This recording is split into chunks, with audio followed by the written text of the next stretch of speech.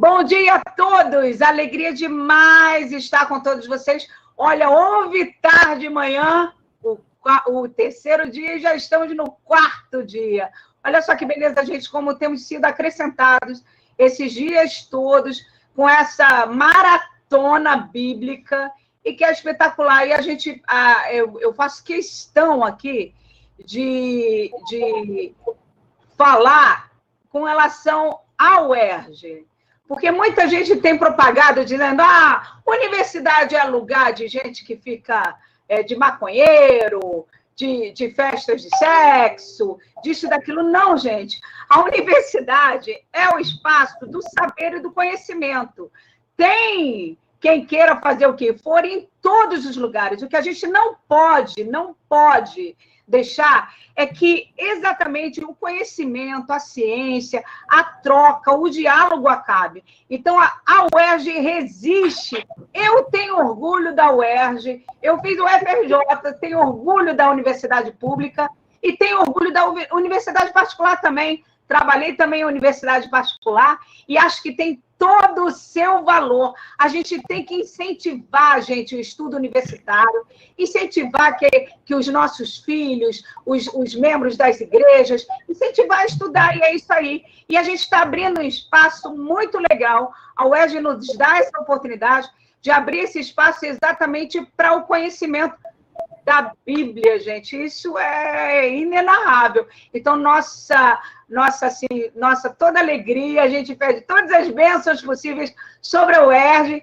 a gente vai vencer essa crise de governo, e a gente vai voltar a ocupar o espaço na sociedade, que é isso que precisa, não tem que ficar dizendo que não dá sim. E a universidade também tem espaço, mesmo para aquele que não pode, não está lá. E é esse espaço que a gente tem. Olha só que legal. Eu, de repente, não estou na universidade, não estou fazendo curso, mas tenho toda a possibilidade de crescer, desenvolver, de fazer minha pesquisa, porque a universidade também é o espaço aberto para isso. Então, olha, nossa alegria toda, o UERJ resiste e nós resistimos aqui junto com o UERJ. E o nosso setor de hebraico está aí vibrando com o projeto Hebraicando, e muito feliz por a gente estar tendo essa oportunidade também dentro da UERJ de fazer isso. Quero agradecer a todo o pessoal lá da UERJ, a nossa direção geral, o nosso reitor,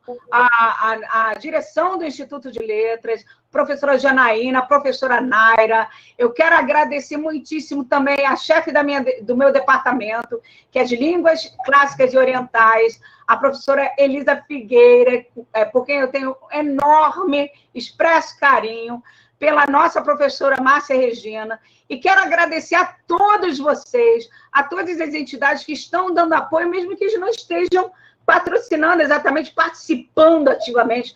Todo mundo está participando ativamente e isso é uma grande alegria para a gente. Esse congresso, gente, é um espaço laico, aberto para todos, para a gente poder discutir Bíblia. Não ficar fazendo discussõezinhas que a gente não levam a nada, só divisões. O que a gente quer é unir o saber. E está sendo um espaço maravilhoso para isso. Quero agradecer muitíssimo os nossos companheiros aí de caminhada que nos ajudaram a fazer esse congresso. Agradecer a professora Cir, que está aqui, a Cid Geroni, que está representando a Sociedade Bíblica do Brasil como secretário regional aqui do Rio de Janeiro, que ele concordou em ajudar desde o ano passado.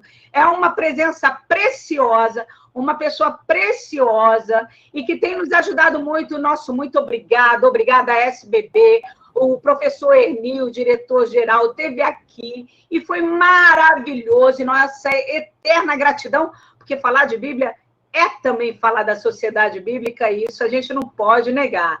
E também quero agradecer também o Seminário Batista, o seu diretor acadêmico, que está na nossa comissão organizadora, professor Valtair Miranda, nosso muito obrigado. Lembrando, olha, ontem o Lucas Gestas deu a palestra, eles estão oferecendo lá uma pós-graduação, Lato Sensu, ou seja, aberta para quem já tem graduação em História do Cristianismo. O Lucas Gestas é o coordenador, vale a pena. Muita gente da UMESP aqui participando, muita gente da UNASP, lá de São Paulo, da Universidade Adventista, também maravilhoso por tudo isso.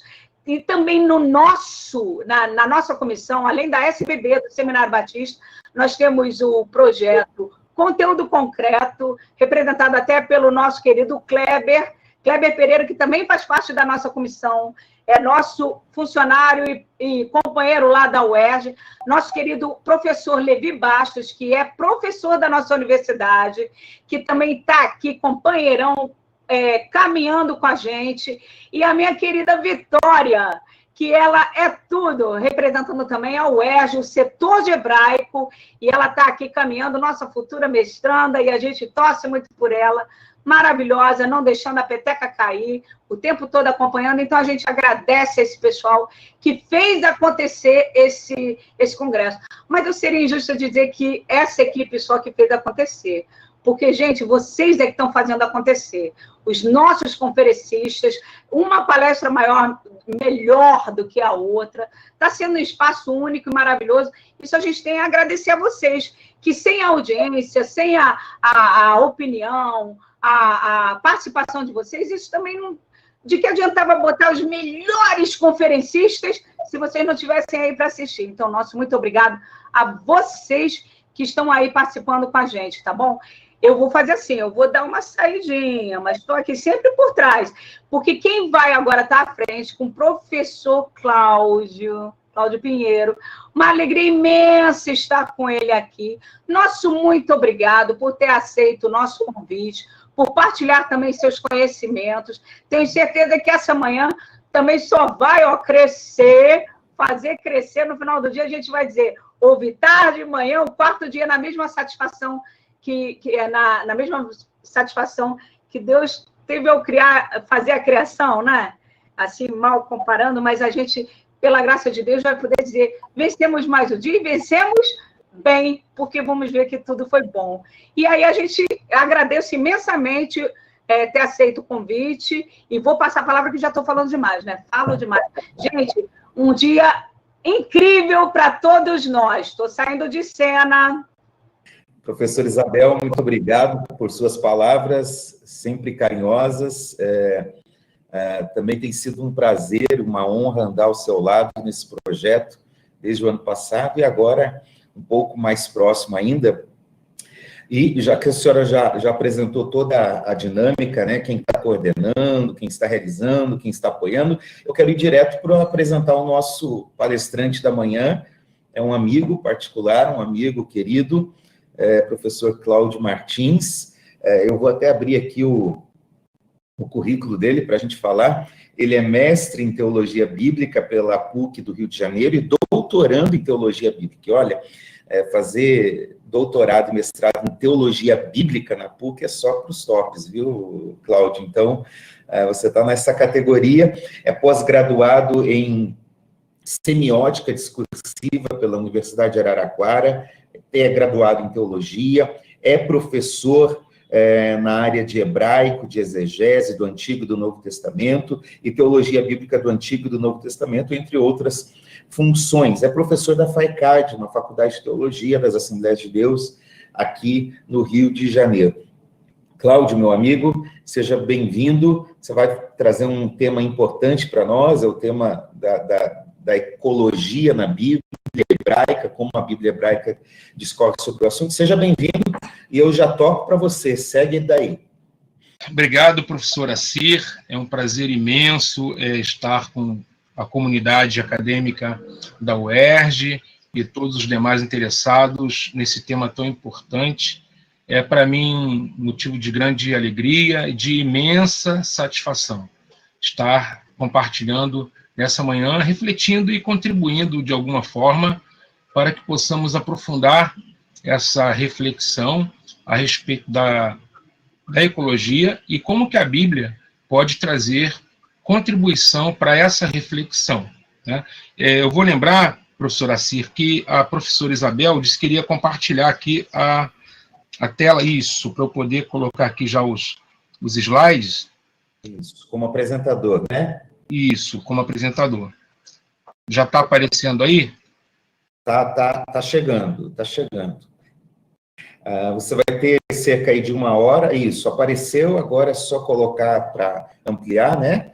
Como se fosse apresentação. E pode seguir. Já está aparecendo para nós aqui. Ampliou? Ainda não. Para mim aqui já aparece ampliado. Já? Então deve chegar daqui a pouco.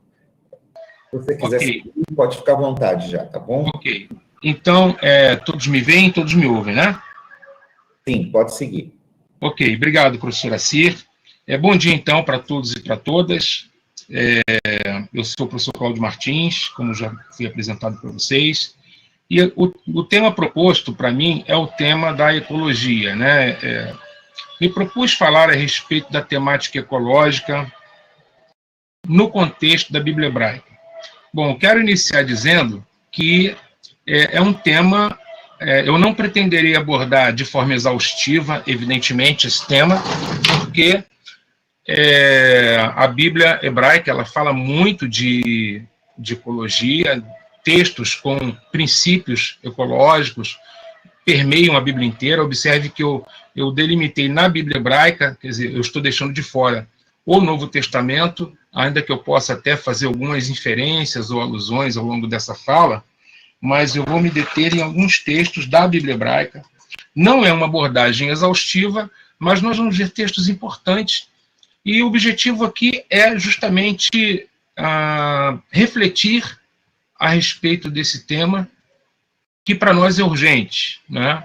Falar de ecologia é falar da casa comum, né? Falar da nossa casa, aonde vivemos, o nosso espaço de vida, o espaço vital, que é compartilhado não só entre seres humanos, mas com todos os demais seres. Nós compartilhamos esse espaço.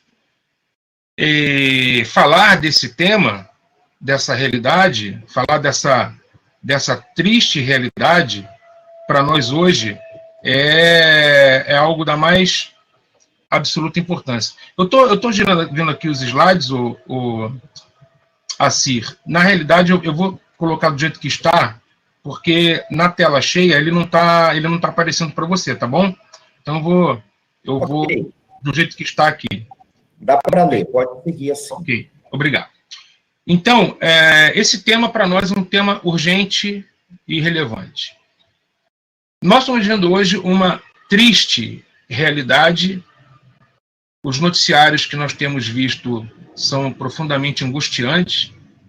Temos visto notícias no nosso país de queimadas, né, em reservas preciosíssimas que temos no nosso país, queimadas no Pantanal, e essas queimadas têm produzido grandes prejuízos aos ecossistemas, aos biomas locais, desmatamentos na nossa Amazônia, que é tão importante para o planeta inteiro, né? É um patrimônio do planeta, a floresta amazônica. Ela está, parte dela em território brasileiro, mas é patrimônio de toda a humanidade, pertence realmente a toda a humanidade, importa a toda a humanidade, e nós temos presenciado e verificado regiões cada vez maiores de desmatamento na nossa floresta amazônica, que tem prejudicado a diversidade da sua fauna, a sua biodiversidade tem sido prejudicada. Temos visto também notícias desastrosas com respeito à poluição de um dos maiores rios do Brasil, que é o Chico, né, o famoso Rio São Francisco, por aqueles eventos que aconteceram, né, na cidade de Mariana, companhias que desafortunadamente tiveram suas barragens abertas e metais pesados com detritos industriais poluíram o Rio São Francisco, prejudicando verdadeiros contingentes de população ribeirinha que vive, não é, do rio, cuja economia depende do rio. Gente que depende gente que já nasceu dependendo da economia ali do rio, da pesca, e dali do rio, e os antepassados também dependiam, e são pessoas que tiveram toda a vida e projeto de vida organizado em torno do Rio São Francisco, e nós vimos essa triste realidade no nosso noticiário. Nós temos visto o nosso país, nas últimas décadas, uma verdadeira degradação ambiental, isso no nosso país e também a nível em escala mundial. Temos visto a questão do aquecimento global, o problema do aumento do nível dos oceanos, o efeito estufa, camada de ozônio, enfim, nós temos vários problemas ambientais que têm acometido a humanidade. Essa questão toda deve-se, grande parte, a um paradigma que passou a se estabelecer com a modernidade, de uma lógica de exploração predatória, de exploração desenfreada dos recursos naturais, em função do lucro, em função do capital, em função de interesses de enriquecimento, e muitas vezes não se leva em consideração os efeitos, os impactos que esse tipo de exploração predatória tem como consequência no ambiente. Então, nós temos presenciado uma lógica de exploração que um dos autores de referência, né, que eu uso aqui como referência, que é o professor Haroldo Heimer, ele chama de lógica ecocida, não é? Um verdadeiro ecocídio no nosso planeta está acontecendo. Então, a modernidade, no esteio, né, da lógica racionalista, iluminista, de supremacia da humanidade em relação a todo ao conjunto da criação, desenvolve esse tipo de relação de exploração com o meio ambiente, sem o devido cuidado para a sua manutenção, preservação e perpetuação. Aí, a pergunta que eu quero colocar já na introdução dessa fala é se a natureza, de fato, existe, está aí para ser explorada desenfreadamente pelos interesses humanos, né? Se a natureza aí está para que venhamos a utilizá-la, né, ter uma relação utilitarista com a natureza, de modo a não preservá-la e perpetuá-la. Percebemos que a modernidade, com o seu mito do progresso, né, de que o progresso seria cada vez maior, nesse lema positivista, inclusive da nossa bandeira, que está na nossa bandeira, né? País que temos tanto orgulho, né, de sermos brasileiros, mas nós percebemos que os nossos bosques não têm mais tanta vida. O verde está um tanto quanto desbotado pelo desmatamento, e o azul também está perdendo a sua cor, porque os rios e mares estão sendo poluídos. Por isso urge uma necessidade de uma mudança urgente de paradigma, um modelo com princípios, com uma lógica diferente. Precisamos buscar uma lógica de uma relação com o meio ambiente que é diferente do que temos visto, né, da modernidade para cá, sob pena de nós termos os nossos recursos cada vez mais extintos e as gerações seguintes realmente em situação muito difícil.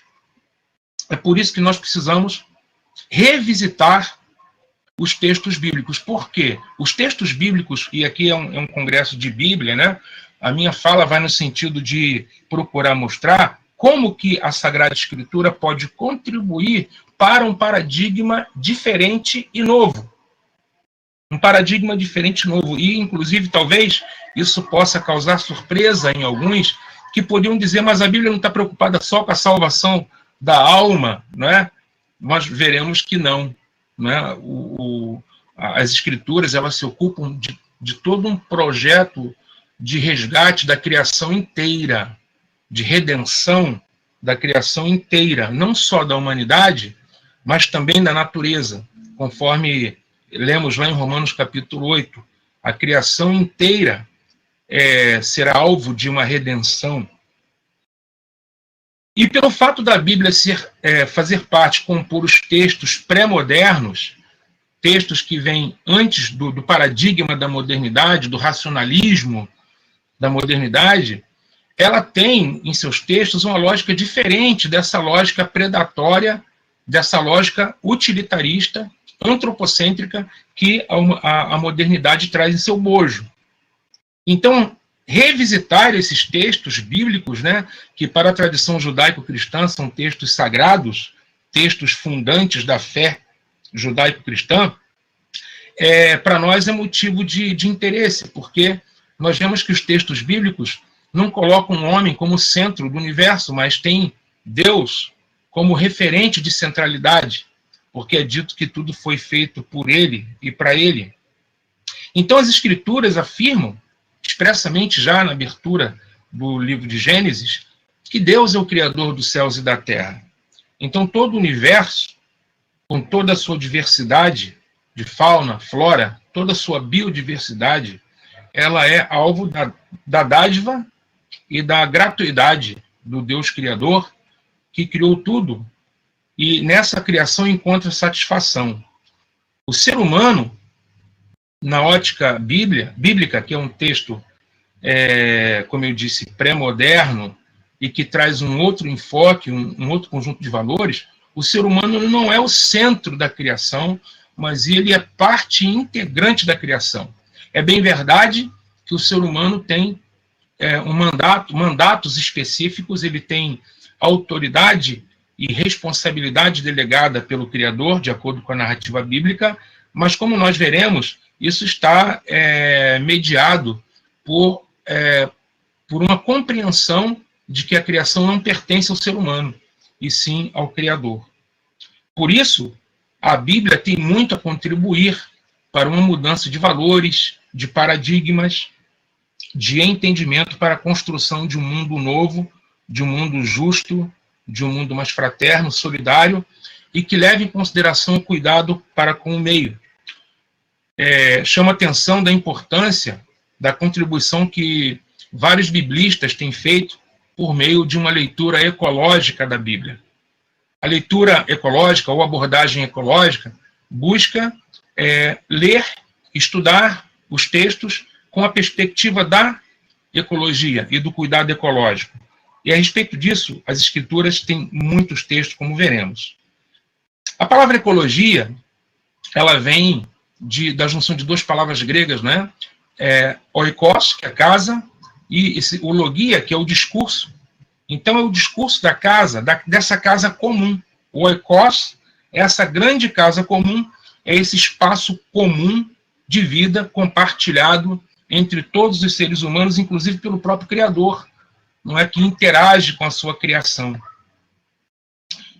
O Gênesis, portanto, que é o primeiro livro da Sagrada Escritura, né, Bereshit, na Bíblia hebraica, para o Gênesis, a criação é muito boa.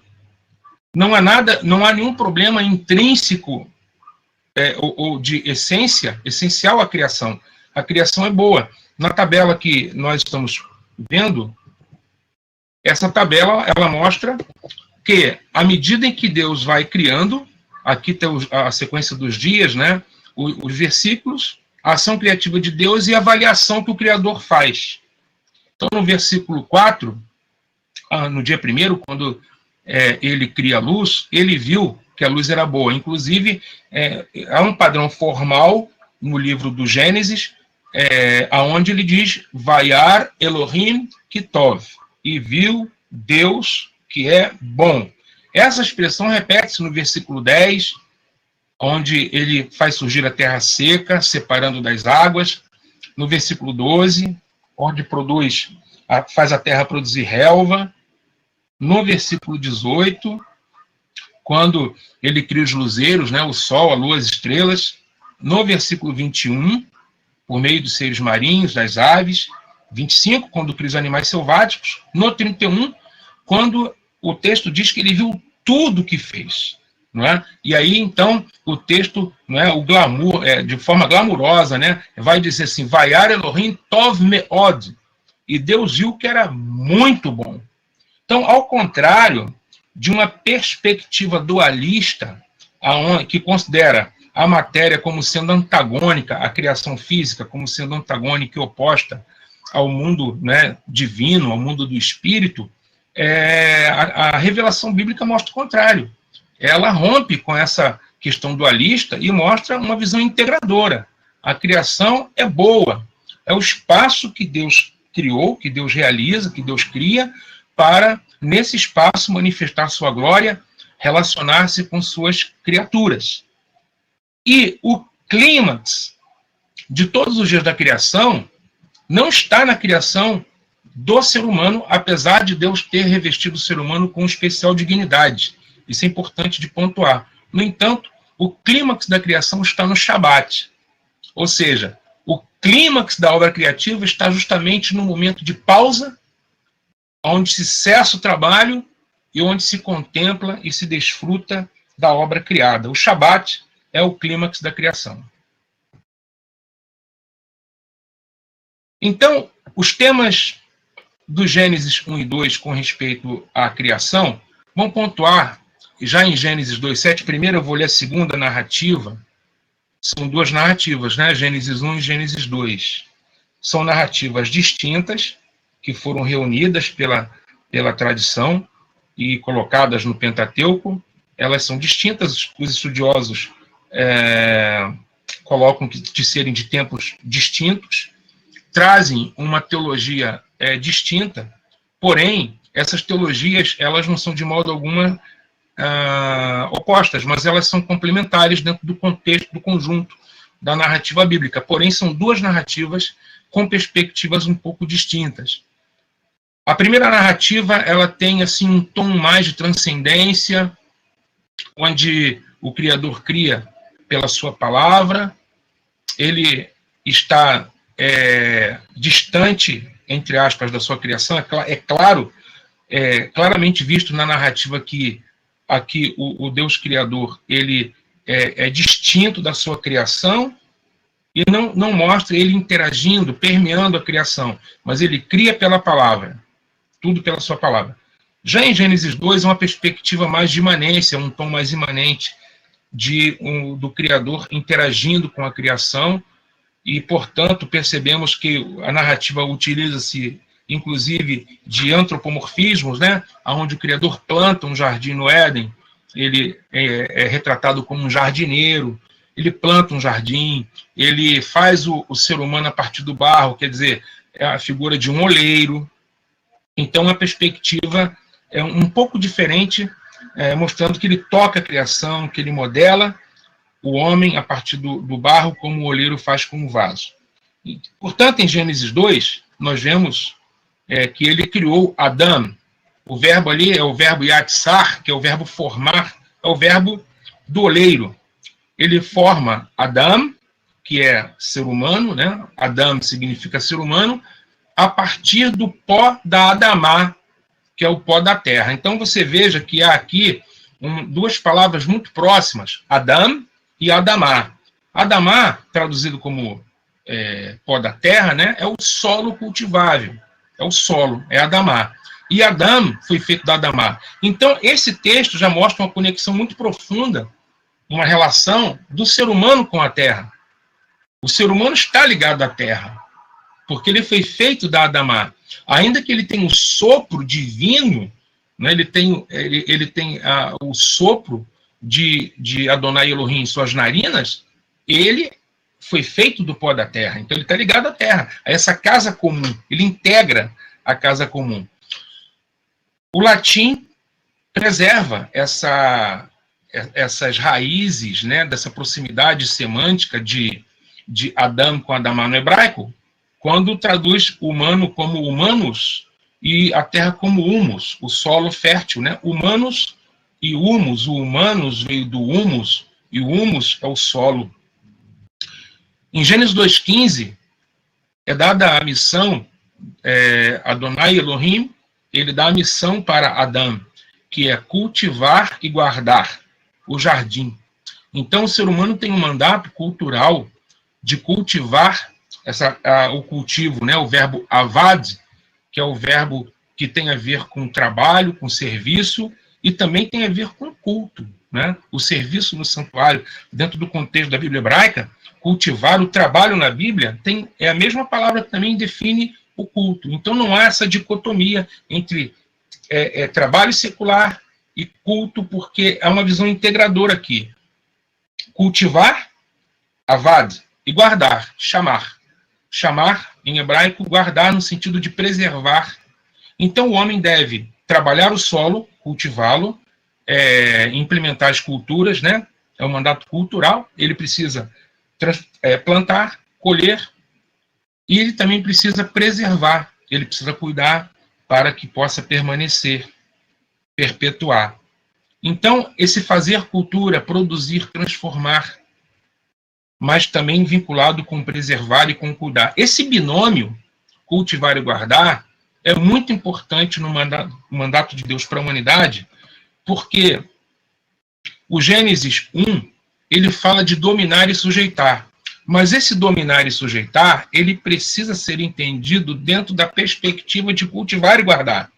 Porque a modernidade, nesse afã de explorar a physis, a natureza, como objeto, né, que está numa relação utilitarista com o ser humano, tende a fazer um uso predatório e explorador do meio a ponto de exaurir todos os recursos do solo com vistas ao lucro. Só que o texto diz que o ser humano deve cultivar e guardar. Então, como que o Gênesis 1 vê o ser humano? Tem duas palavras importantes, que é tselen e demut. Tselen e demut são palavras que definem o que é o ser humano dentro do projeto divino. O ser humano é tselen, ou seja, imagem, demut, semelhança. E aqui vai uma nota importante. Segundo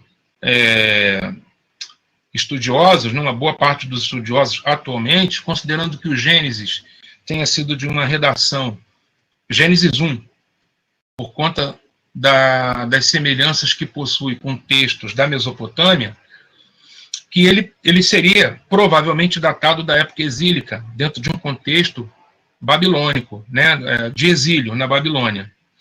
E os textos da Mesopotâmia consideram os reis como sendo a imagem e semelhança de Deus. Apenas os reis. Quem é a imagem e semelhança de Deus nas culturas antigas da Mesopotâmia? Os reis. A Bíblia hebraica tem um forte tom contracultural, né, naquele contexto, mostrando que, na narrativa israelita, imagem e semelhança de Deus é Adão, ou seja, toda a humanidade. A humanidade, e não apenas uma classe elitizada de pessoas como os reis, mas toda a humanidade é imagem e semelhança de Deus, representa o divino. Representante do divino na Bíblia hebraica é Adão, ou seja, o ser humano, que deve representar de forma visível, diante de toda o restante da criação, o Deus invisível. E essa relação de imagem e semelhança, que tem a ver com representação do divino, né, com o mandato cultural do divino com respeito à criação, tem a ver com a questão de dominar e sujeitar Kavash, dominar a terra, sujeitar os animais. Em que sentido? Não no sentido utilitarista, como muitos, né, advogaram a partir da modernidade, evocando o próprio texto bíblico no sentido de um domínio predatório e inescrupuloso do meio ambiente, mas no sentido de uma relação de mordomia. O ser humano não é o dono da criação. O ser humano, segundo o texto bíblico, ele é mordomo, ele é administrador, ele é cooperador e também co-criador, porque o Criador conferiu ao ser humano capacidade criativa também. Então, o ser humano tem capacidade de criar, de plantar, de colher, de agir sobre o solo de maneira inteligente, mas nunca predatória. Vamos passar nesse momento para outros textos, né? A gente viu aqui um pouco do Gênesis, e eu creio que tem, assim, contribuído para ampliar um pouco o entendimento. Vamos prosseguir com o Êxodo, quando se fala dos direitos da terra. No Êxodo 23, no versículos 10 até o 12, nós lemos assim: 6 anos semearás a tua terra e recolherás os seus frutos.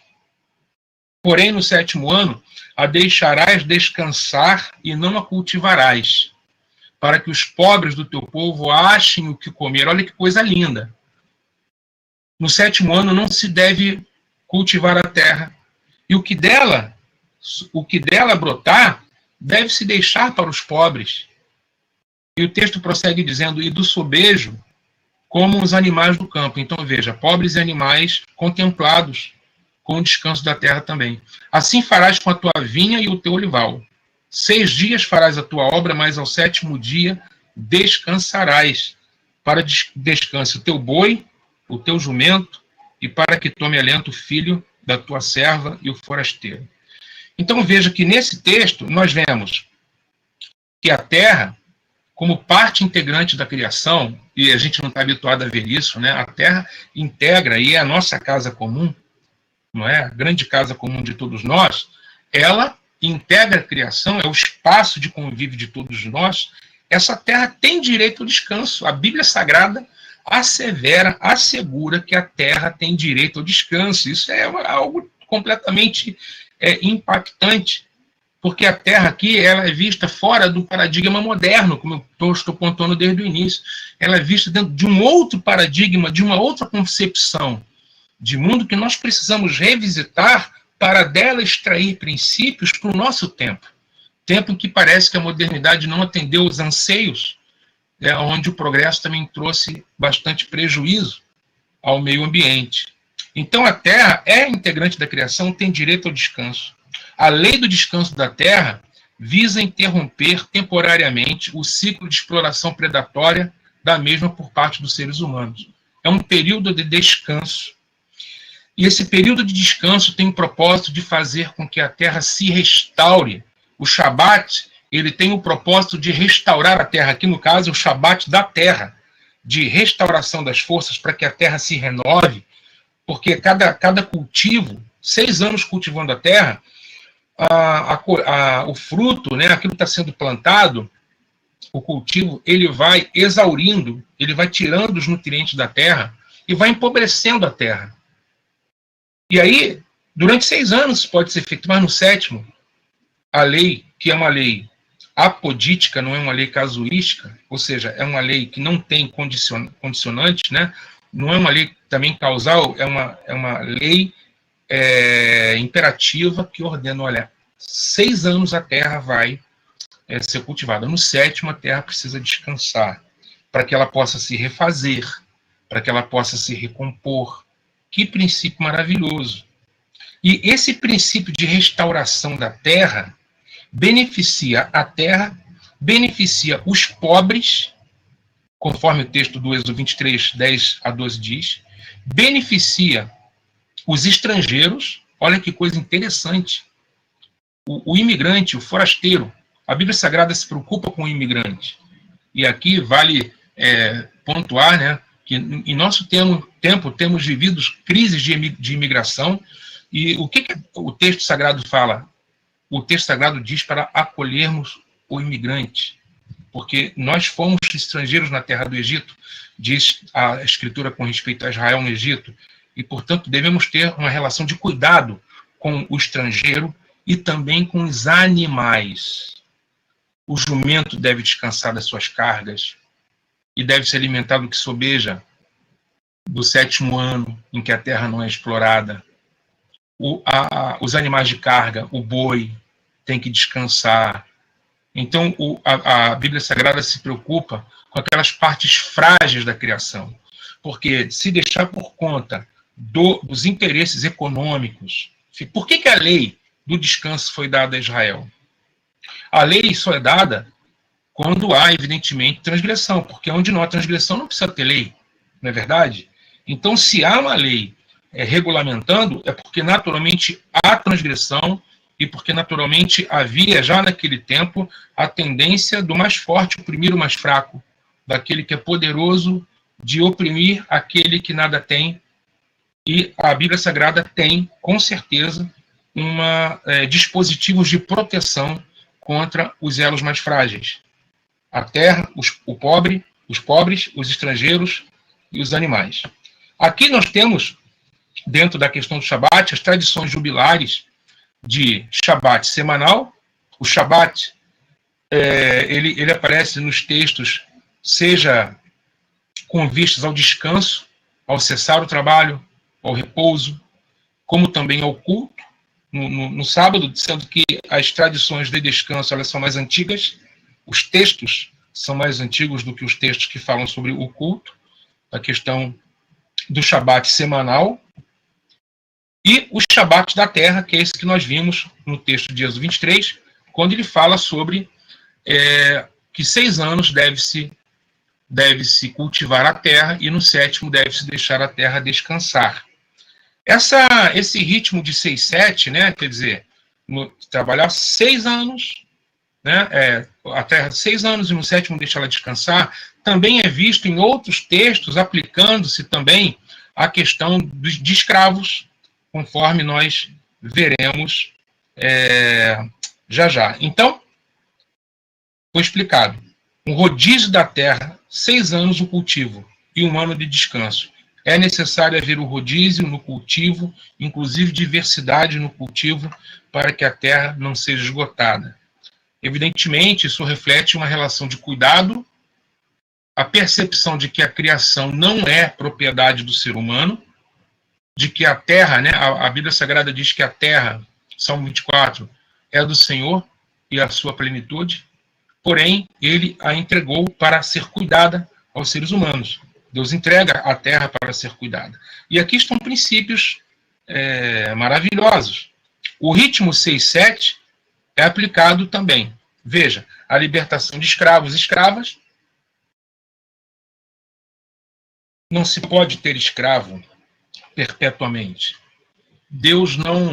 A Bíblia Sagrada não ratifica de maneira nenhuma essas relações. Essas leis são no sentido de minimizar a exploração dessa relação servil. 6 anos se poderia ter escravos, mas no 7º o escravo tem que ser livre. E a mesma coisa, não se pode ter dívida por mais de 6 anos. Olha que coisa interessante, né, pessoal? Se isso fosse aplicado, né, nos dias de hoje, né, a cada 7 anos as dívidas também devem ser perdoadas. O perdão das dívidas, porque não se pode ter dívidas por mais de 6 anos. E o interessante é que o Deuteronômio vai dizer que essas leis são para que não haja pobre em Israel. É para que não haja pobre. Então, protege os escravos, protege os mais pobres, os mais fracos. Vamos passando agora para o Deuteronômio, que vai nos falar sobre a lei sobre pássaros e ninhos. Olha que lei interessante. Deuteronômio 22, versículo 6. Se de caminho encontrares algum ninho de ave, em alguma árvore ou no chão, com passarinhos ou ovos, e a mãe sobre os passarinhos ou sobre os ovos, não tomarás a mãe com os filhotes. Deixarás ir livremente a mãe. E os filhotes tomarás para ti, para que te vá bem e prolongues os teus dias. Esse texto é um texto que é muito interessante, porque ele tem a ver com princípios de preservação da espécie. Aqui o mandamento é um mandamento casuístico, né? Caso encontre, né, algum ninho de ave, então se você encontrar algum ninho de ave pelo caminho, e se você encontrar a mãe junto com os pássaros, né, você até pode apropriar-se dos pássaros, dos passarinhos, dos filhotinhos, mas você não vai poder pegar a mãe, não vai poder tomar a mãe para si. Por quê? Porque ela procria, porque ela perpetua a espécie. Se você mata o pássaro-mãe, a tendência é extinguir aquela espécie. Então, essa lei é uma lei cujo princípio ecológico é de preservação da fauna para sua multiplicação. Interessante essa lei no Deuteronômio. E nós vemos também, para outros textos da Bíblia hebraica, a questão da preservação dos animais, do cuidado dos animais. Né? Por exemplo, Levítico 22, 27 diz que os filhotes devem permanecer com a mãe durante 7 dias, pelo menos. Você não pode tirar o filhote da mãe. Por quê? Porque esse filhote está ali sendo cuidado pela mãe, ele está sendo amamentado, ele está sendo cuidado. Não é? Dificilmente olhamos para esses textos com esse olhar, com esse enfoque ecológico. E olha quantos princípios temos nas Sagradas Escrituras. No Êxodo 23, no versículo 4, 5, diz que nós devemos cuidar até do boi dos nossos inimigos.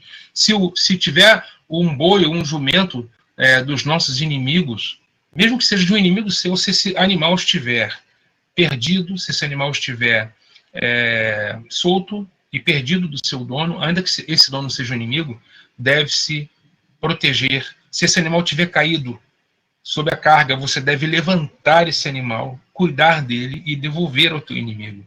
Quer dizer, é um cuidado com os animais que estão incluídos dentro do propósito do Deus Criador. Deuteronômio 20 tem um texto contra o desmatamento indiscriminado. Olha só. Deuteronômio 20, 19. Quando sitiares uma cidade por muito tempo, pelejando contra ela para a tomar, não destruirás o seu arvoredo, metendo nele machado, porque dele comerás, pelo que não cortarás, pois será árvore do campo algum homem para que fosse sitiada por ti. Então, é contra o desmatamento indiscriminado. Essa árvore é uma árvore que produz fruto, então não a retire dali, deixe ela lá. Se, o versículo 20 prossegue, as árvores cujos frutos souberem não se comem, destruí-las-á, cortando-as, e contra a cidade que guerrear contra ti, edificarás baluarte, até que seja derribada. Aqui é um princípio de critério, é um critério que é colocado, para que não haja um desmatamento indiscriminado, sem critério algum, né, um cuidado para com as árvores. Deuteronômio 23, prosseguindo ainda, né, em textos ecológicos dentro do Deuteronômio, veja só a relação entre excremento e santidade. Esgoto, vamos falar abertamente, né? Pode esgoto a céu aberto? Será que a Bíblia tem alguma palavra contra esgoto? Que é uma realidade que a gente vê tanto na nossa cidade, não é? Sobretudo em lugares pobres, né? Nós não vemos esgoto a céu aberto em lugares privilegiados, mas abastados, mas em lugares desassistidos, empobrecidos, isso é muito comum. Veja o Deuteronômio 23, do 13 ao 14. Dentre as tuas armas terás um porrete, e quando te abaixares fora, cavarás com ele, e volvendo-te cobrirás o que defecaste. Porquanto o Senhor teu Deus anda no meio do teu acampamento para te livrar e para entregar-te os teus inimigos.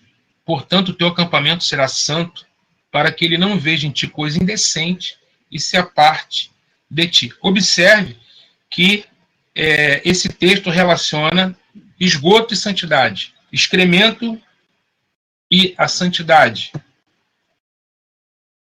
Esgoto é proibido, o esgoto a céu aberto é proibido na Torá. Isso é uma coisa que a gente tem que ter diante de nós.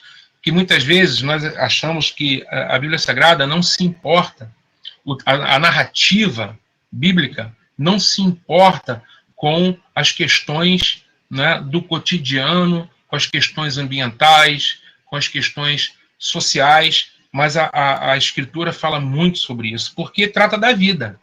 Do que trata a narrativa bíblica? Trata da vida, e de como que o Criador se importa com a vida, né? De como que ele busca essa humanidade que ele criou para voltar-se para ele, para os seus princípios, né?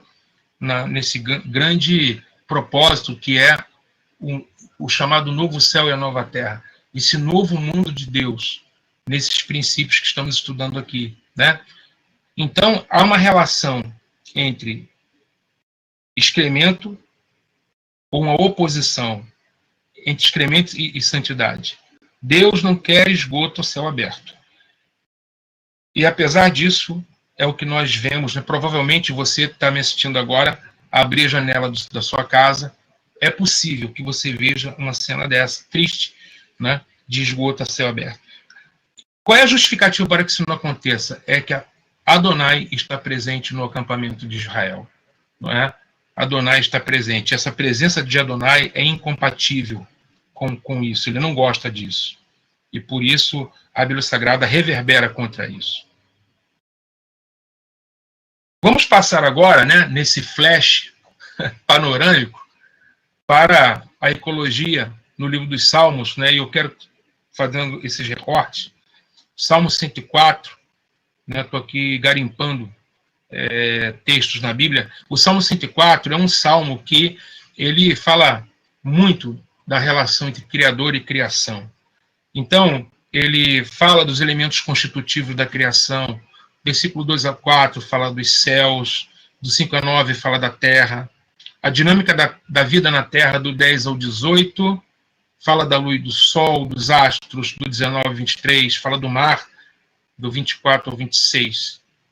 E em todo o texto há uma mensagem central de que Adonai é o doador e o mantenedor da vida. Especial função tem a Ruach Adonai, o Espírito de Adonai, que é o princípio vital de todo o cosmos, que sustenta e que renova, que permeia, né? O Espírito do Eterno está na criação, mantendo e preservando a criação, como nos ensina Jürgen Moltmann. É o Espírito de Deus na criação, que está renovando todo o cosmos. Os profetas passaram agora para... É um tema que particularmente assim, me interessa, eu venho estudando o profetismo nos últimos anos, particularmente os profetas menores, e destes o profeta Amós, que nós vamos dar uma olhada aqui também rápida. Olha só esse texto do profeta Oséias, no capítulo 4. Oséias, capítulo 4. Versículo 1 a 3. Ouvi a palavra do Senhor, vós, filhos de Israel, porque o Senhor tem uma contenda com os habitantes da terra, porque nela não há verdade, nem amor, nem conhecimento de Deus. O que só prevalece é perjurar, mentir, matar, furtar, adulterar, e arrombamentos e homicídios sobre homicídios. Por isso, a terra está de luto, e todo que mora nela desfalece, com os animais do campo, as aves dos céus, e até os peixes do mar perecem. Aqui nós percebemos, nesse texto, que o profeta faz uma relação causal, um nexo causal entre a maneira como a humanidade se porta, né, como a humanidade vive, convive, e como que isso reverbera no meio ambiente, como que isso implica e afeta o meio, a casa comum. Veja, o versículo de número 1 diz que os habitantes da terra não praticam verdade, nem amor, nem conhecimento de Deus. Por isso, o que prevalece é perjurar, mentir, matar, furtar, adulterar. Olha que interessante, né? É a ruptura com os mandamentos. Não tem conhecimento de Deus e não tem também amor pelo semelhante. Então, rompeu com aquilo que é de mais essencial na Torá, amar a Deus e amar ao próximo. Essa ruptura com o Criador e, consequentemente, com o próximo, traz uma série de efeitos que são danosos, como, por exemplo, o texto diz, né, que pelo fato de perjurar, matar, mentir, furtar, adulterar, a terra se torna de luto, a terra passa a gemer, a terra passa a angustiar-se de luto, né? A terra chora, e tudo que mora nela desfalece. Junto com os animais, as aves do céu e os peixes do mar. Então, interessante, quando o homem... Olha só como que esse texto ele é a reversão do mandato cultural de Gênesis 1, 26 a 28, esse texto de Oséias.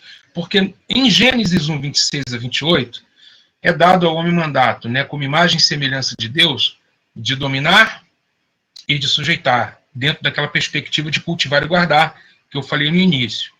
Quando esse mandato cultural ele não acontece, né? O homem rompe com o Criador e rompe com o seu próximo, a terra inteira passa a desordenar-se. A vida, ela começa a perecer. Então, veja, os animais do campo, que Deus deu ao homem para cuidar, as aves do céu e os peixes passam a perecer. O que era de responsabilidade humana, não é? Por meio do mandato cultural, aqui nós vemos que o homem torna-se irresponsável pela maneira como vive na terra, essa maneira irresponsável, aonde ele não cumprindo o mandato cultural de Deus, toda a criação passa a gemer e a sofrer com isso. Então, estamos diante de um texto que nos dá, não uma visão dualista e fragmentada da realidade, mas uma visão, pelo contrário, holística, integradora, aonde o homem, criado à imagem e semelhança de Deus, tem responsabilidades de cuidar da boa criação de Deus. Caso contrário, é o que acontece. A terra passa a gemer e os animais, as aves, os peixes perecem. E isso é responsabilidade nossa. Então, cada baleia jubarte que aparece morta no oceano, cada animal, a gente viu aí nas queimadas aquelas cenas horríveis, né? Jacaré incendiado, sabe, queimado, os bichos não tinham para onde fugir por causa das queimadas, aquela coisa horrorosa. Tudo isso é responsabilidade do ser humano, né? A gente ouve muito falar de juízo, né? Da Bíblia como livro que vai trazer juízo. Olha, Deus está muito desagradou-se da ação como o homem trata o meio.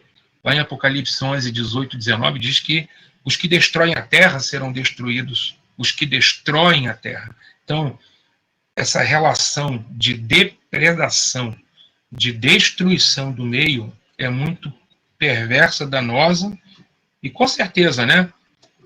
Isto não ficará assim. Então, há um entendimento holístico em que as partes que formam o todo estão integradas. Há uma inter-relação entre as partes.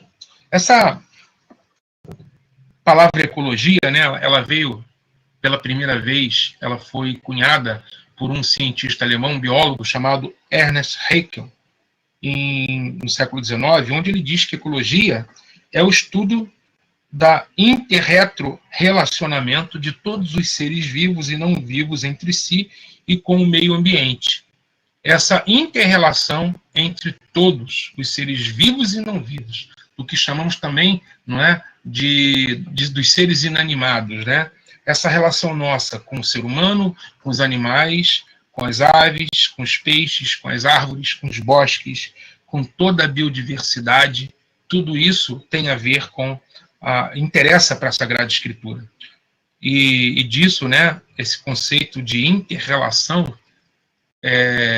veio, ainda que tenha tido uma certa resistência, ele é retomado na década de 70, e aqui no Brasil, né, por meio de autores que têm pensado muito essa relação, inclusive Leonardo Boff, que é um dos pioneiros, né, nessa reflexão do lugar, né, da Terra dentro do propósito divino. Esse entendimento holístico, portanto, é o entendimento bíblico desse texto, né, que antecede a modernidade e que tanto tem a falar no dia de hoje. No texto, os pecados de Israel afetam o meio ambiente, que é a casa comum. A terra, portanto, fica de luto por causa dos seus habitantes. A terra, assim, vista como um grande organismo vivo, aonde estamos. É espaço de convívio entre os seres humanos que o integram.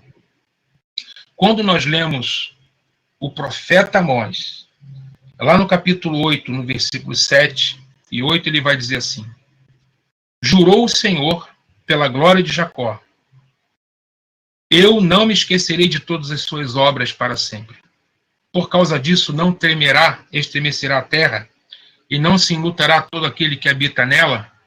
certamente levantar-se-á como o Nilo, será agitada e abaixada como o rio do Egito. Chama atenção nesse texto, em que o versículo 7 faz uma relação, né, das obras de Israel, que, nesse contexto aqui, são pecados sociais, pecados onde os pobres eles são vendidos nos tribunais, se tornam escravos por causa de dívidas ínfimas, de dívidas irrisórias. O texto fala por um par de sandálias. Eles têm, né, suas terras penhoradas, eles têm, primeiramente, né, as terras, e depois a própria família, porque a dívida, no antigo Israel, esse sistema de endividamento, ele era muito perverso. Quando não se podia pagar com a terra, se entregava a esposa, os filhos e, por fim, o próprio pequeno camponês. Se entregava como pagamento das suas dívidas. Esse sistema de endividamento gerava um processo de escravização. E isso reverbera no meio. O profeta Amós disse, a terra fica de luto por causa disso. E ela passa a tremer por conta disso.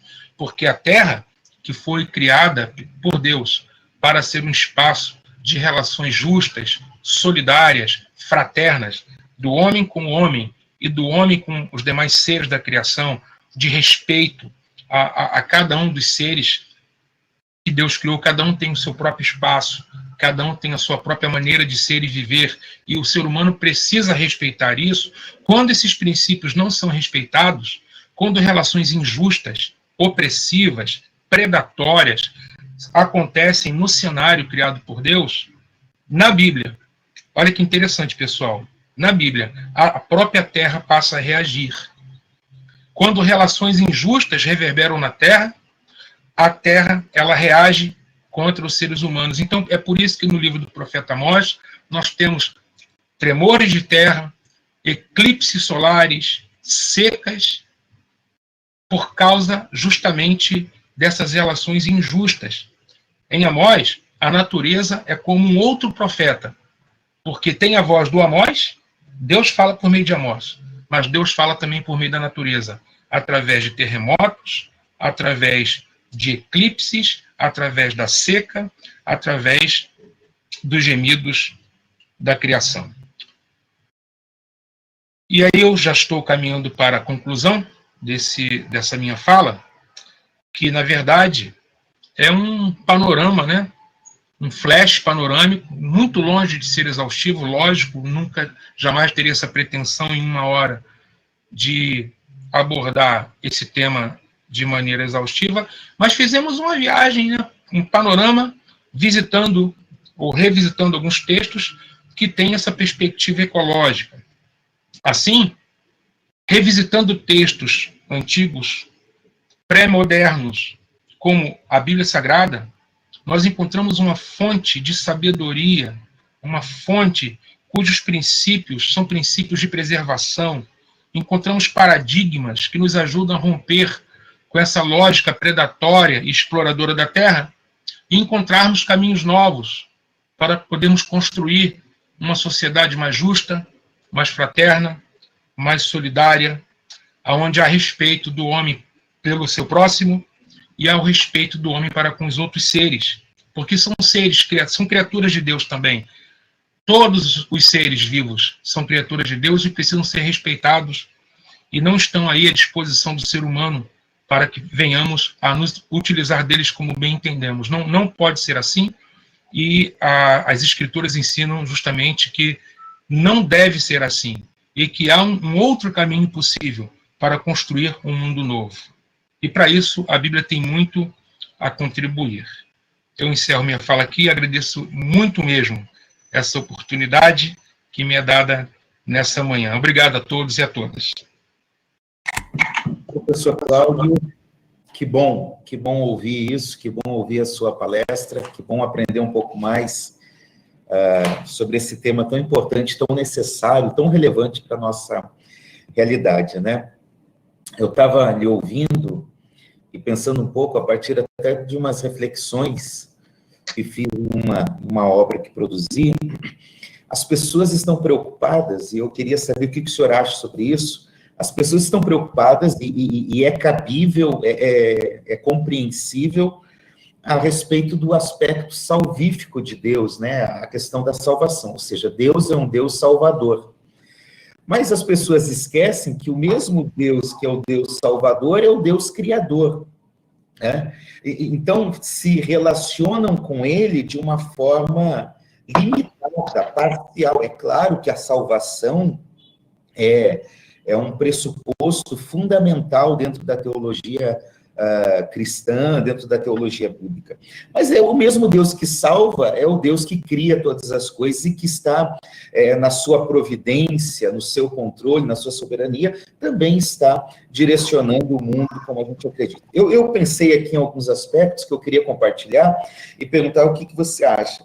Você acha que a visão escatológica, fatalista, que muitas vezes se tem dentro da perspectiva eclesiológica atual, né? Ou seja, Deus vai destruir tudo mesmo, o mundo há de acabar. Você acha que essa visão fatalista, ela prejudica essa percepção do cristão em relação à necessidade e a importância que Deus dá de fazer parte da criação e cuidar, preservar ela? Eu não tenho dúvida alguma que essa visão escapista, dualista, de que Deus não se importa com a criação física, material, e que ele destinou para a humanidade, né, um lugar etéreo, extracorpóreo, além de ser prejudicial, ela é antibíblica.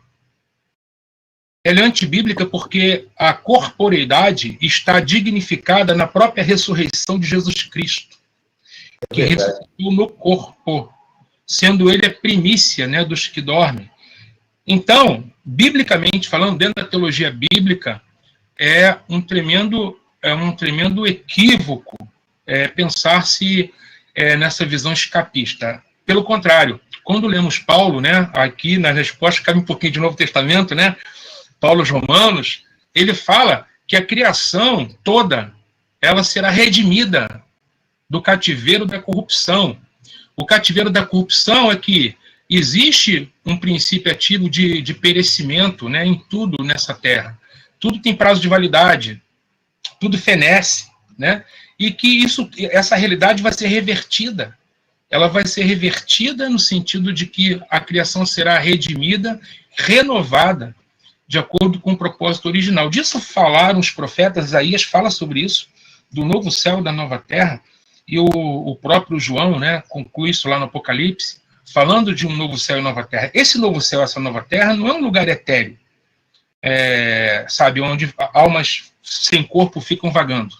É um lugar concreto, né, físico, né, e assim, eu entendo que, dentro da perspectiva bíblica, não em Cristo, céus e terra se unem, tá certo? Dentro da lógica bíblica, o novo céu e a nova terra é uma realidade nova, onde não há esse dualismo, não é? Onde a vida é para sempre. Que coisa melhor que isso? Não é? Então, realmente é prejudicial. Por quê? Vamos lá agora para o que você me perguntou. Porque essa visão escapista vai nos fazer pensar o seguinte: então não importa, já que a salvação da alma vai nos tirar daqui, então para que, né, preocupar-se com a nossa Amazônia? Por que preocupar-se com o nosso Pantanal? Por que preocupar-se com a nossa biodiversidade, com os nossos biomas, com o nosso ecossistema? Isso gera uma geração de cristãos que carregam a Bíblia, mas que não estão lendo a Bíblia corretamente, com as lentes certas. Porque esse texto fala muito com respeito a isso, né? Então, você veja, desde você vê John Stott, aquele anglicano, né, John Stott, estava falando no livro dele, né, Discípulo Radical. É um livro de linha ortodoxa que fala com respeito, né, de uma linha reformada, a questão de como que deve se entender a questão da criação e do discipulado de Cristo, que o discípulo de Cristo deve ser alguém profundamente engajado e comprometido em preservar o meio ambiente. Porque essa lógica escapista leva-nos a uma negação da criação. Isso está mais para os gnósticos do que para os profetas e, sobretudo, né, do que para Jesus de Nazaré, que dignificou a criação. Jesus de Nazaré deu dignidade à criação. Usou muito ela nas suas ilustrações, nos seus exemplos, né? Tinha tudo a ver com a terra, com a plantar e colher. O daquela época. Exatamente. E é importante a gente fazer um paralelo, né?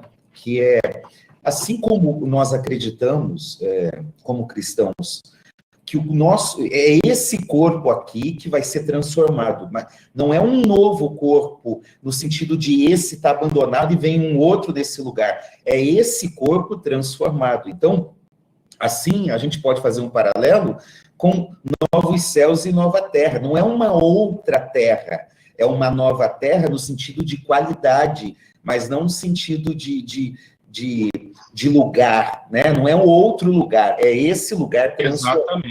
Exatamente. A continuidade e descontinuidade que estão em tensão aí em relação, né?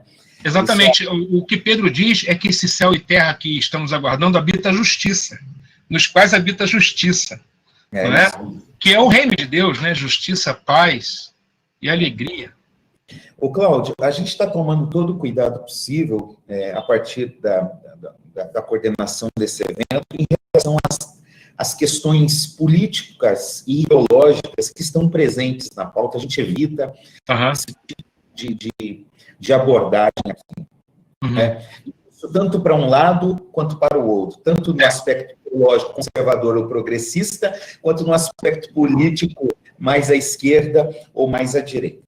Então, independente de qualquer lado, eu acho, e aí eu pergunto se você concorda com isso, se as questões ideológicas, seja em defesa de uma luta pela preservação, ou seja em defesa de uma postura crítica a isso, você acha que essa visão ideológica, de um lado ou de outro, pode prejudicar a visão do cristão nessa relação?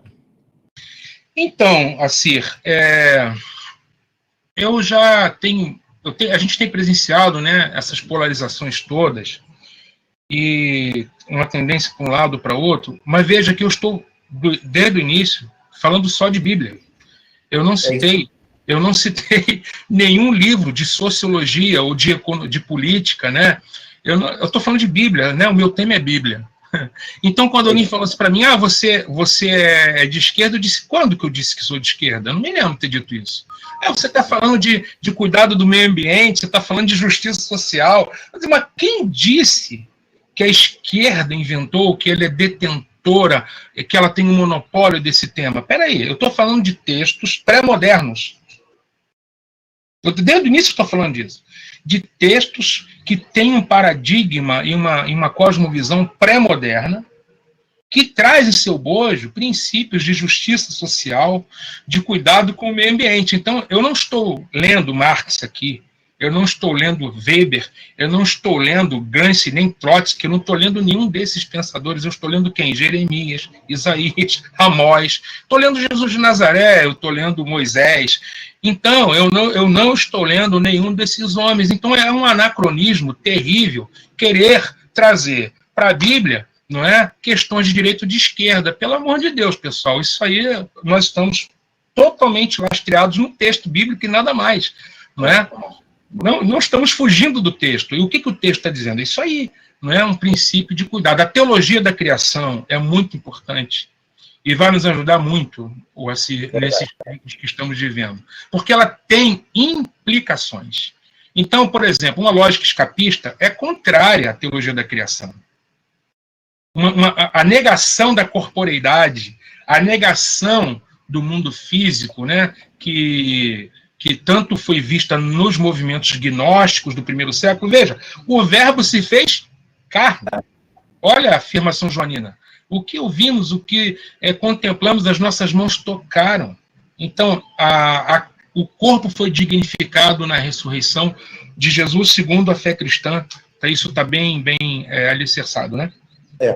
Na terça-feira eu falei sobre a ênfase sobre justiça social nos profetas. E esse mesmo cuidado que você está tomando, eu tomei quando comecei falando que não é uma perspectiva, até usar o termo justiça social pode ser anacrônico, né? Porque composto desta forma, justiça social, é um conceito de hoje, mas é um tema que, em sua realidade, está presente em toda a Bíblia. Eu até, naquele dia, professor Isabel, acho que a senhora está por aí, eu queria ter falado desse meu livro que chegou agora, aqui, deixa eu ver se dá certo aqui, eu lancei ele. Eu gastei umas duas páginas na introdução para explicar que tudo que eu vou falar aqui não tem a ver com ideologia, com política, com nada disso, né? Política partidária, porque ser político todos nós somos. E a gente, às vezes, tem que tomar cuidado para ficar falando o que a Bíblia diz devido a essas ideologias, o que prejudica um labor teológico mais significativo, uma teologia em serviço para esse tempo que nós estamos vivendo, né? Algumas perguntas aqui, eu vou já trazer para você algumas perguntas que foram realizadas. Primeiro, no livro de Jonas, vemos que no momento da conversão de Nínive, aponta-se que os animais também participaram do arrependimento. Isto pode significar que os animais também podem ser salvos? Eu não tenho dúvida de que, quando as Escrituras falam da redenção da criação, isso envolve a criação inteira. Porque, assim, qual é o princípio bíblico? É que a queda, estamos falando de teologia bíblica, correto? A queda, ela trouxe efeitos cósmicos. Ela afeta a relação entre ser humano e Deus, entre ser humano e seu próximo, entre ser humano e meio ambiente, e ser humano ser humano e Deus, ser humano consigo próprio, ser humano com o meio ambiente, e o ser humano com Deus. Então, todos esses aspectos foram afetados pela queda. A queda, ela afeta tudo isso, segundo a Bíblia. Então, o que acontece? A redenção, ela visa reverter todos os efeitos da queda em todas essas áreas. Então, ela restaura tudo, né? Quando Pedro fala em tempo da restauração de tudo, eu penso que ele está dizendo disso, né? Onde tudo é restaurado e tudo é novo. Tudo se faz novo. É a nova criação. Então, eu penso, sim, que toda a criação está contemplada no projeto salvífico de Deus. Não há por que pensar diferente. Não há por que pensar diferente. Eu acho que é mais do que mandato cultural, né? Tem o princípio teológico do mandato cultural, com base nos primeiros capítulos ali de Gênesis, né? Que ao ser humano foi dada a responsabilidade de cuidado, você falou muito bem ali, do abade e qual outro verbo? Chamar, de cultivar, de preservar, e ali há um princípio. Agora, quando a gente chega no Novo Testamento, eu até disse isso no meu livro, que tem um capítulo aqui que eu trabalho umas 30 páginas sobre essa questão do cuidado, da missão de cuidar, de preservar, de agir em prol da criação. Eu trabalho um conceito de vivência reconciliada. Por quê? Em Colossenses, Paulo vai nos dizer que em Cristo tudo foi reconciliado, céu e terra. Todas as coisas, tanto do céu quanto na terra. Então, hoje, mais do que um mandato cultural, eu acho que o princípio ainda se aplica, mas é uma vivência reconciliada do ser humano, num aspecto vertical dele com Deus, né, de Deus com o ser humano, mas também num aspecto horizontal do ser humano com o próximo e com a criação, né, de trabalhar nessa perspectiva. Então, é fundamental isso. Agora, a segunda pergunta, a gente já entende, então, que há um resgate da criação num todo, né? Como a Bíblia e o Novo Testamento vai confirmar. Mas a segunda pergunta é interessante. Animal tem alma? Vai para o céu? O que a Bíblia diz sobre isso?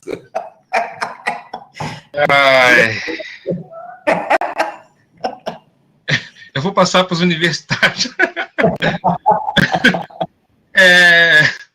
E aí? Bom,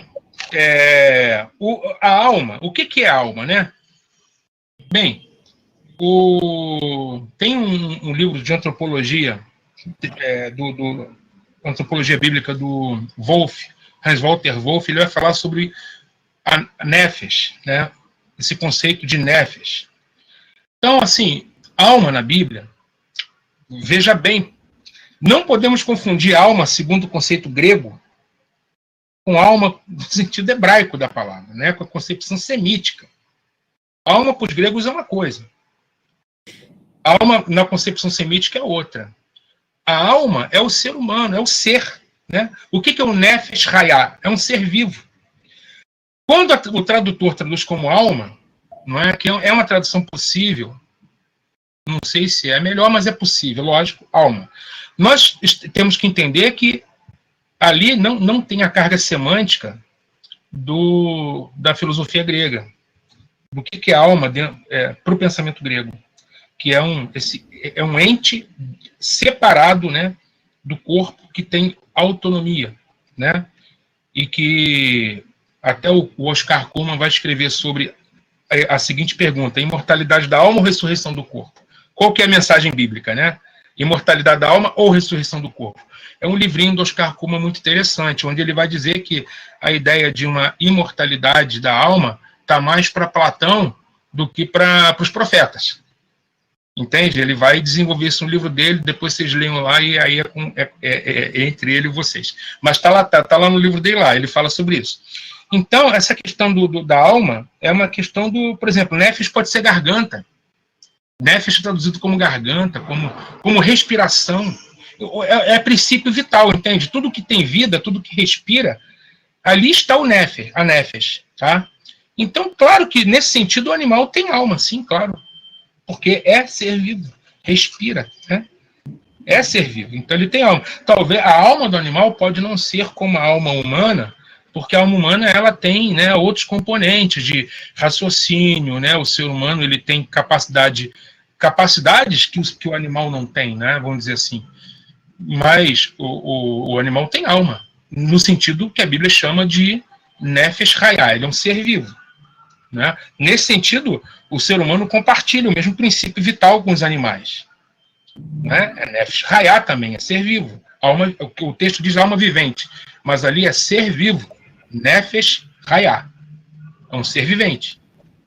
É claro que o ser humano é um ser criado de forma distinta, de forma especial. É o que eu estou dizendo. Ele tem capacidades, olha só, o ser humano tem capacidades criativas, cognitivas, né, de raciocínio, de percepção, de conhecer, né, que o animal, evidentemente, nós sabemos que não tem. E o ser humano também tem a delegação, a responsabilidade que o animal não tem, né, os outros seres não têm. Ele tem a delegação dada na ordem da criação, que é a responsabilidade de cultivar, de guardar. Nenhum outro ser tem isso, a não ser o ser humano.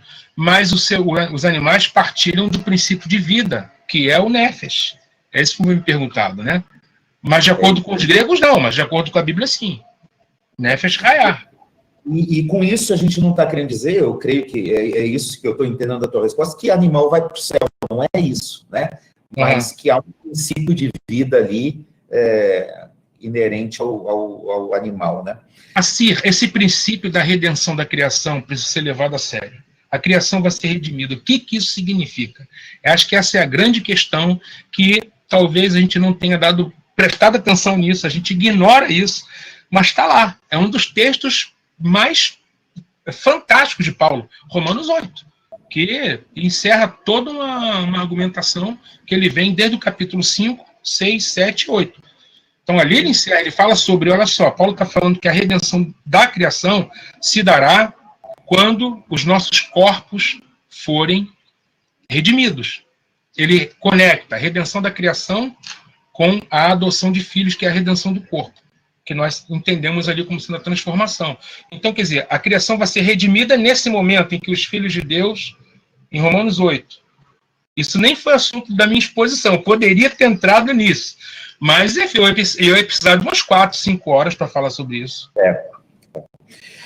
Esse conceito da separação aí entre alma, corpo e espírito, né? Eu gosto muito do conceito do Erickson, que é a unidade condicional do ser, ou seja, o ser humano não é um ser que é alma e tem um corpo e é espírito, não são 3 partes, é um ser holístico, íntegro, um ser completo. Exatamente. Né? E que você não consegue determinar onde começa um e termina outro, e que quando a Bíblia usa esses termos, ela está usando esses termos de forma a destacar, a ressaltar um aspecto dentro daquele contexto que se faz importante. E importante entender, né, o Assir, que a redenção é para o ser inteiro.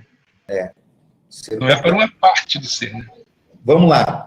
Marcos Luiz Lopes pergunta o seguinte: o professor Cláudio acredita que a ecologia do grito da terra, dos pobres, dos seres humanos, que são agredidos pelo sistema econômico, conforme pressupõe a teologia da libertação, prejudica o entendimento teológico da Bíblia?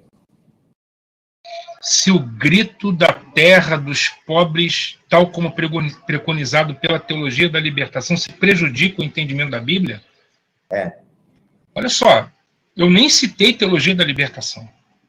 Sim. Eu não citei nenhum tipo, nem missão integral. Estou vendo tem perguntas sobre missão integral, teologia da libertação. Não citei sociólogo nem economista algum. Nós estamos falando diretamente do texto, pessoal. Nós estamos no texto bíblico. Não estou citando nenhuma outra fonte extra-bíblica. Né? Então, quando se fala de teologia da libertação, claro que existe todo um conjunto, né, de valores, de perspectivas, que eu entendo que é uma perspectiva, tá certo? É uma leitura feita. Eu não desprezo, tá entendendo? Eu não divinizo, mas também não desprezo. É uma abordagem, tá certo? Agora, porque tem muita gente séria ali. Tem muita gente séria ali. Entende? Tem muita gente séria. Então, eu entendo o seguinte, olha só, respondendo a pergunta. Não creio que inviabiliza, porque o grito da terra, eu não vejo que talvez a teologia da libertação tenha dado relevo, tenha dado destaque. Mas eu acabei de ler um texto do profeta Amós, onde eu mostrei que a terra é um profeta dentro do texto. Porque a terra treme, a terra geme, a terra está de luto. Você quer mais o quê? A terra, a seca se manifesta. Então tem terremoto, tem seca, tem eclipse. Todo o cosmos reverbera. Então, estamos só com o texto. Não estou considerando nenhum tipo de outras teologias. Do texto, estamos lendo e dizendo, o que esse texto quer dizer? Claramente, você tem uma relação entre transgressões do povo nas relações sociais e impactos no cosmos e na natureza. E essa natureza reage, ela responde, né? Ela responde. Porque a ideia, meus queridos amigos, a Bíblia tem uma visão holística da realidade, integradora. Então, o que fazemos reverbera e repercute. E nós colhemos os maus frutos das nossas ações, como também podemos colher bons frutos. Não é? Se você replantar uma floresta que foi desmatada, gerações futuras colherão desses frutos. As ações humanas no meio ambiente, elas reverberam sobre nós e as próximas gerações. Então, isso quem fala do grito da terra, do grito dos pobres, Miqueias fala sobre isso. Amós fala sobre isso. Isaías fala sobre isso. Jeremias, eu posso citar textos e mais textos, sem citar nenhum sociólogo, sem citar nenhuma corrente ideológica. Ideologias humanas estão fora do que estamos falando aqui. A gente não está tratando disso. Estamos falando de pura teologia bíblica. Teologia bíblica, pessoal. Teologia bíblica, entende? Aqui, se há uma ideologia aqui, é a ideologia bíblica. Não estamos falando de nenhuma outra corrente de pensamento. É bíblico. Vamos lá. Mayra Martins Trentin está perguntando, referenciando versículos isolados que legitimariam práticas bastante degradantes ao ambiente e aos animais e aos seres humanos, na formação teológica dos líderes, por que parece que é tão raso? A pergunta está um pouco confusa aqui, mas eu acho que ela quer dizer por que muitas vezes há uma permissividade, né, nessa formação teológica e da liderança em relação a olhar textos que legitimam essa degradação. O que você acha? O teu áudio picotou. Você poderia sintetizar de novo essa pergunta, por favor? A pergunta aqui está um pouco confusa para mim, mas vamos lá. Eu acho que ela quis perguntar, ela afirma que alguns fazem uma leitura isolada de alguns versículos que legitimam práticas degradantes, tá? E aí ela diz que isso pode ocorrer numa formação teológica dos líderes. Por que isso acontece? Por que isso é tão raso? Bom, se eu entendi, é por que determinados textos que parecem validar ou ratificar uma prática predatória são colocados em destaque e outros que tratam de preservação e cuidado são esquecidos. Seria isso? Por que isso acontece? Eu acho que sim. Bom, assim, muito se fala, não é, para se fugir de abordagens políticas, não é? Por exemplo, até mesmo a recomendação que recebemos, que está certo, a gente tem mesmo que permanecer focado no assunto. Mas, por outro lado, nós percebemos que muitas vezes, dentro das próprias comunidades religiosas, o que mais faz é isso.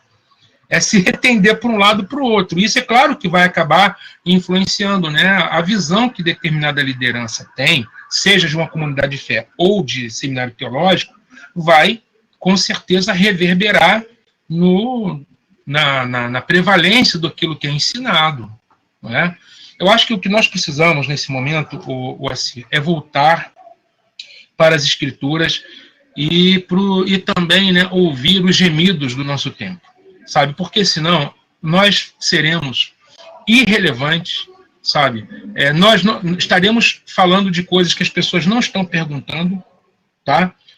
Os maiores clamores da existência, os clamores da existência humana, né, as grandes angústias, a Escritura trata de tudo isso. Então nós precisamos trazer respostas que sejam inteligíveis e inteligentes, sabe? Traduzir o texto, que é um texto pré-moderno, para o nosso tempo. Eu estou falando aqui de interpretar a Bíblia, eu não estou falando de mudar o texto. Eu não estou falando de mudar, eu estou falando de trazer a Bíblia, mediar por uma interpretação e trazê-la para o chão concreto da nossa existência, sob pena de não sermos relevantes. Nós precisamos trabalhar as questões mais angustiantes do nosso tempo. Paulo fez isso no tempo dele. E nós temos que fazer isso no nosso tempo. Falar na linguagem que as pessoas possam ouvir. Se o nosso público é grego, tá entendendo? Fala de maneira que eles possam entender. O que nós não podemos ser é irrelevante. Nós temos que trazer respostas. Por exemplo, a questão do meio ambiente é uma das questões mais urgentes que se pode refletir hoje. Isso tem a ver com o nosso futuro, com o destino do nosso planeta. Qual o futuro da criação, né? Estou até com um livro aqui do meu querido professor Levi Bastos. Quero fazer menção dele aqui. Ó, o futuro da criação. Levi Bastos com Jürgen Moltmann. Professor Levi, que foi nosso, que é amigo, esteve conosco na FAECAD, pessoa que da mais alta importância, que a gente assim tem o prazer e a honra de sermos amigos. Professor Levi, que está na UMESP e que está na UERJ, um dos grandes pensadores da teologia brasileira hoje. O professor Levi escreveu esse livro aqui, ó, com o Moltmann, sobre o futuro da criação. A gente precisa estar voltado para as coisas que são realmente importantes. Tratar de assuntos que estão trazendo angústias para o nosso povo. Uma delas é a questão da justiça. A gente não tem que ter medo, assim, na minha percepção, de falar justiça. O reino de Deus não é justiça? Sim. Justiça. Então, a gente vê na Bíblia claramente que os elos mais frágeis, você vê aquela lei que protege terra, pobre, estrangeiro e animais. As partes mais frágeis. E outros tantos que vão proteger órfãos e viúvas, exatamente. Que são as partes mais frágeis, mais fracas, desassistidas, e que as escrituras se importam. Né? As leis são dispositivos para proteger essas pessoas. Isso não pode estar de fora da nossa agenda, não pode estar de fora da nossa pauta. A igreja, ela não pode se envolver em politicagem. Politicagem, não. Política partidária. Né? Política partidária. Mas ela deve se envolver nas causas da humanidade. É isso aí. As grandes causas da humanidade, que tem a ver com ecologia, justiça social, o cuidado com o imigrante, essas questões que envolvem a terra, entende? Tudo isso é importante para nós. E a Bíblia fala sobre isso. É isso aí. Bom, vamos em frente aqui. Mais uma pergunta. o senhor acha que Denilson, que está perguntando, o senhor acha que as questões teológicas referentes ao meio ambiente são mais faladas pelos teólogos da missão integral?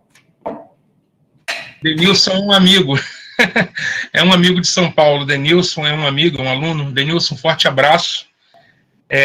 Se eu acho que eles são mais falados por eles, olha, assim... Em tese, sim, né? Em tese, sim, né? Por exemplo, eu não sou formalmente ligado à missão integral. Eu não tenho vínculos com o grupo da missão integral, ainda que eu respeito a todos os meus irmãos. Eu não tenho problema com nenhum desses, entendeu? Eu respeito a todos. Teologia da Libertação, missão integral, todos têm a sua contribuição. É claro que todos têm também seus erros e acertos, né? Suas limitações, né? Suas limitações, exatamente. Mas nós temos que ter uma visão equilibrada. Não demonizar e nem divinizar nenhum tipo de perspectiva dessa. Examinar tudo retende que é bom, é um princípio bíblico, né? Então, assim, o Assir já falou, né? Tem sido, a princípio, realmente falado do lado evangélico pelo pessoal da missão integral e pelo lado católico pelo pessoal da teologia da libertação. Realmente, você veja aí, quem é que mais escreve sobre a questão da terra, sobre a questão do meio ambiente, da ecologia? Leonardo Boff. Tem livros maravilhosos do Boff com respeito a essa questão da terra. Tudo que ele fala, né, 100%, né, está correto 100%, isso aí é uma questão de cada um deve ler e examinar, não é? Mas ele tem muito a contribuir, é um teólogo de primeira linha, ninguém pode dizer que não é, entendeu? Seria um absurdo dizer que ele não é ele é um grande teólogo, um grande, talvez um dos maiores que nós já tivemos aqui no Brasil. Agora, a gente não vai demonizar e nem divinizar nenhum deles, entendeu? Mas ele contribuiu muito, tem uma obra, um acervo literário imenso, contra fatos no argumento. Ele tem uma grande obra autoral. O Leonardo Boff, em termos de teólogos protestantes, tem esse luterano aqui, ó, Bíblia e Ecologia, Haroldo Heimer, é o atual reitor da Universidade de Goiás. Uhum. É um intelectual de primeira linha. Tem muitos artigos, eu recomendo que se busque os artigos de Haroldo Heimer, que tem aí na internet vários disponíveis, inclusive ele me mandou vários. E dentre outros, por exemplo, tem um pessoal aqui, ó, reformado, A Criação Redimida. Isso aqui é de linha reformada, Editora Cultura Cristã. Tá vendo? Que fala sobre a redenção da criação. Ó, as boas novas da criação. Esse aqui é ligado à missão integral. Mas veja, o que esse aqui tem a ver com esse? Bíblia. Em termos políticos, eu não sei, mas a Bíblia tem. Estão na mesma direção. Haroldo Heimer, não é? Ó, Jesus e a Terra. A ética ambiental nos evangelhos, anglicano. Eu tenho muitos outros. Stott fala sobre isso, John Stott, discípulo radical. Ele tem um capítulo só sobre a questão do cristianismo e ética ambiental. Então, assim, a gente precisa, primeiramente, romper com preconceito. Se a gente quer estudar o assunto, a gente tem que ler bons autores, e bons autores você tem, né, na missão integral, bons autores você vai ter na teologia da libertação, bons autores você vai ter entre os reformados que não compartilham com nada disso, entre os católicos que não tem nada a ver com missão integral, ou seja, bons autores são bons autores, pessoal. Quando é bom, é bom música, quando é boa, é boa. Vamos lá, Cláudio, que tem algumas perguntas, eu vou ver se eu consigo lhe fazer algumas delas. Rosângela pergunta, quando a igreja deixa de anunciar todo o conselho de Deus, aliás, eu comentei isso na minha apresentação na terça-feira, e é isso, a igreja não pode escolher o que prega, ela tem que pregar o que a Bíblia diz, né? O que Paulo diz, todo o desígnio de Deus, todo o plano de Deus. Então, quando a igreja deixa de anunciar todo o concerto de Deus, o evangelho da gente deixa espaço aberto para outros meios e movimentos levantar tais questões que são, de fato, evidente nas relações sociais. Perfeita a fala aqui da Rosângela, você concorda? Eu concordo plenamente, porque o que tem acontecido são determinados enfoques e que só se bate naquele ponto, quer dizer, se toca, é uma música de uma nota só. Às vezes as mensagens, não é É uma música de uma nota só. E você tem todo um campo harmônico, né? As escrituras têm vários temas, têm vários assuntos que dizem respeito a esse todo o conselho de Deus. E é claro que a formação integral de um discípulo deve prever, né, todo o conselho de Deus. Evidente. Então tem desde questões como a ética ambiental, questão, né, do trato com as finanças, questão do trato conjugal, vida em família, vida profissional, vida cristã, culto, tudo isso está relacionado, está interconectado, né? Porque, assim, nós não somos pessoas fragmentárias e fragmentadas. Não existe vida espiritual e vida secular, a vida é uma só. Isso aí. É isso aí. Perfeito. A Rosângela complementa a sua pergunta, a fala dela, perguntando o seguinte: como trabalhar a ecoteologia a partir do Novo Testamento nos Evangelhos? Ora, nós temos muito o que trazer ali. O ensino de Jesus, olha só, primeiramente a perspectiva da nova criação. Você veja que a Escritura começa com a criação do céu e da terra, e os profetas anunciam um céu e terra, novo céu e nova terra vindouro, e o Apocalipse, ele consuma essa promessa de um novo céu e de uma nova terra. Eu entendo que os evangelhos, a boa nova, o evangelho, a boa notícia, é a boa notícia do reino de Deus. E essa boa nova do reino de Deus inclui toda uma cosmovisão, toda uma mudança de paradigmas, de perspectivas da relação entre nós e Deus, e nós e o nosso próximo, nós e a criação. Então, tudo isso inclui esse novo conselho de Deus e está nos evangelhos. A ressurreição de Cristo alguém falou do autor Nicholas Thomas Wright, eu estava vendo aqui o N.T. Wright, que é um bispo anglicano, que escreveu muito, né? Ele escreve, talvez seja um dos maiores estudiosos hoje de Paulo, do apóstolo da literatura paulina, o Wright. E ele fala sobre... perspectiva de Paulo, inclusive. Ele estuda e pesquisa a nova perspectiva.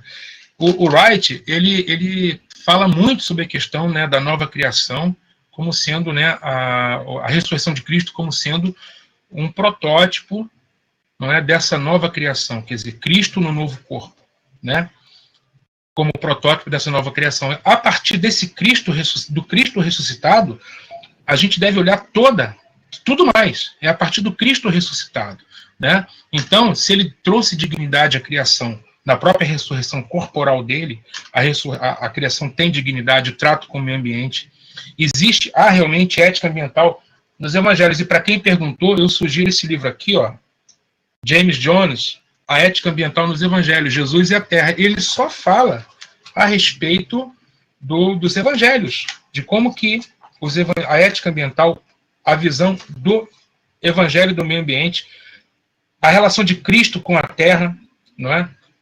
O filho do homem, a autoridade que o filho do homem tem sobre a terra, a questão do comer e beber, né? Porque João Batista praticava o ascetismo, mas Jesus não, Jesus comia, bebia, ele partilhava das questões do corpo, né?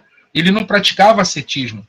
O reino de Deus é como um banquete, e esse banquete, né, envolve comer e beber, fala de mesa, refeição, é corpóreo.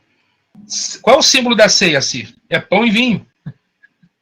Então tudo isso é físico, né? Pão e vinho. E Jesus diz, né, que na última ceia que ele não beberia mais do fruto da videira até que ele bebesse novamente no reino. Ou seja, videira da onde? Videira da terra.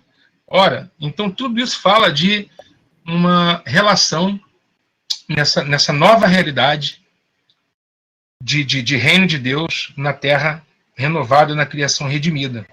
Os evangelhos falam muito sobre isso. Agora, é em Paulo que nós vamos ver ele pega tudo aquilo do ensino dos evangelhos com respeito à criação e eleva isso à enésima potência em Romanos 8. Aquele texto é maravilhoso, eu recomendo revisitar esse texto. Romanos 8, do 19 até ali o 27, 28, ele fala sobre a criação, a natureza criada está gemendo, tem dores de parto, aguardando o momento em que será redimida, que é o momento da revelação dos filhos de Deus. É isso aí. Eu quero fazer uma propaganda do meu livro, tá? Eu trato Fique à vontade, meu amigão. Eu vou te mandar um desse aqui para você analisar. Eu quero. falando disso, tá? Eu quero, e quero autografado, Assir. Pode deixar, pode deixar. Pelo menos quando eu morrer vai valer R$1 a mais. Tem uma pergunta do Kleber aqui. As expressões verbais de ação de poder do homem sobre o meio ambiente, enchei a terra, sujeitai-a, dominai-a, constantes no chamado mandato cultural, não deveria dar ao homem, ao ser humano, um senso de responsabilidade, semelhante como a de um pai, a um pai de filhos. Eu acho que ele quis enfatizar aqui que quando a Bíblia usa esses termos, está dando esse senso de responsabilidade. Você concorda? Em gênero, número e grau. A responsabilidade humana para com o meio ambiente, né, está mais do que validada na Escritura, é um mandato, de fato, é uma responsabilidade, e o que tem que se pontuar é dominar e sujeitar tem que ser entendido dentro da lógica de cultivar e guardar, que está lá no capítulo 2. Porque não é um domínio predatório e irrestrito, aonde o homem pode fazer o que bem quiser, porque devemos nos lembrar que a criação pertence a Deus. A criação é de Deus. O homem tem uma responsabilidade delegada de servir como um mordomo, um gestor, um administrador, no sentido de preservá-la, no sentido de perpetuá-la, de guardá-la, sabe? A diversidade biológica, os ecossistemas, os biomas, tudo é responsabilidade nossa. Somos responsáveis. A sua pergunta é essa? Eu digo com um sim, né, em letras garrafais. Nós somos responsáveis, sim. E a Bíblia é muito clara com respeito a isso. Inclusive, Assir, lá em Apocalipse 11, 19, poucos... 11, 18, 19, está escrito que Deus vai destruir quem destrói a terra. Já leu isso? Já. Eu trato isso no meu livro, inclusive. E está dentro daquele contexto onde nós temos ali as trombetas, os selos, os flagelos, né? Que trata da destruição da terra, né? As consequências do pecado que chegam na terra. Interpretar Apocalipse é coisa para corajoso ou maluco, né? Mas ali a gente está exatamente nesse contexto. Aqueles que destroem a terra serão destruídos, isso é claro. Exatamente. Dentro daquele conceito escatológico. Então, Deus é o autor da criação, ele valoriza a criação, e lá no fim de tudo, na hora de julgar a humanidade, ele vai considerar esse aspecto, né? E aí eu quero aproveitar e trazer para você uma pergunta aqui da Eliane. Poderíamos afirmar, então, que individualmente o ser humano será condenado por suas ações? No sentido da salvação, a salvação pela graça, pela fé, pela misericórdia de Jesus, né? Segundo a nossa teologia de caráter mais protestante. Mas aqui eu acho que ela está querendo fazer essa relação, ou seja, aquele que destrói intencionalmente pode ser condenado, pode ser atribuído algum mal por ter feito isso? Olha só, nós não temos como ir além do que está escrito, né? Assim, a gente tem um conjunto de textos que apontam para um efeito ruim ou uma retribuição ruim daqueles que fizerem mal ao meio ambiente, né? Então, quer dizer, não é uma boa coisa. Eu não sei exatamente como que isso vai acontecer, nós não temos, né, como dizer, mas o princípio está lá. A criação é divina, a criação é boa, é dádiva do Criador, e nós temos que cuidar. Não cuidar da criação. Se, pelo contrário, exaurimos os recursos, temos uma ação predatória, destrutiva do meio, evidentemente, as escrituras nos falam de um efeito contrário, né? Ao invés de ser bênção, né, nós colheremos frutos ruins. Como isso vai acontecer, eu não sei como explicar, eu não sei precisar, né? Eu não saberia dizer, e ninguém sabe. Agora, é um princípio que está aí. Então é melhor, né? É melhor cultivarmos e guardarmos, né? É melhor cultivarmos e guardarmos, porque assim estaremos glorificando o Deus Criador e estaremos preservando o espaço, né, da casa comum para as próximas gerações, que isso eu penso nos meus filhos, eu penso nos meus netos, eu penso nos meus bisnetos, não é? Nós precisamos lançar as sementes de um mundo novo, de um mundo melhor, sabe? E essas sementes estão aí na Escritura, os princípios de um mundo novo. É o que nós precisamos trazer para a nossa realidade.